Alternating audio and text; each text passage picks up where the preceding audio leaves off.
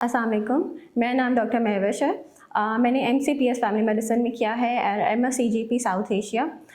मेरा 11 साल का क्लिनिकल एक्सपीरियंस है। इन 11 सालों में मैंने देखा है कि शुगर का मर्ज़ पाकिस्तान में बहुत फैल चुका है, बहुत आम हो चुका है और अब हर 5 में से कम तीसरा बंदा जो है वो शुगर के मर्ज़ में लाहक है।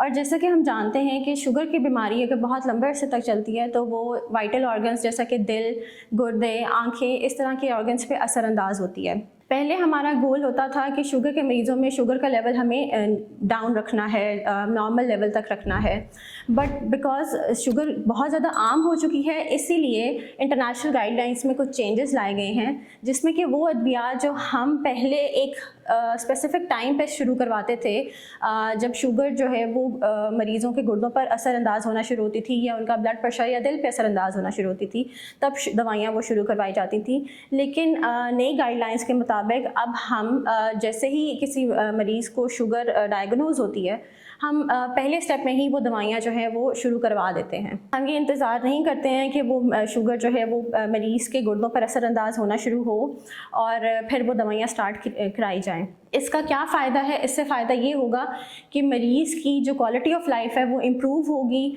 उसकी लाइफ एक्सपेक्टेंसी पर जो है वो नुमायाँ असर पड़ेगा, वो एक बेहतर ज़िंदगी गुजार सकेगा। ना सिर्फ उसके गुर्दों को ये दवाइयाँ बचाएंगी बल्कि उसके दिल पे भी जो है वो बेहतर असर करेंगी और साथ साथ उसके वज़न को भी कंट्रोल करती हैं ये दवाइयाँ और साथ साथ जो है उसका शुगर लेवल जिसको हम HbA1c बोलते हैं उसको भी नॉर्मल रेंज में रखती हैं।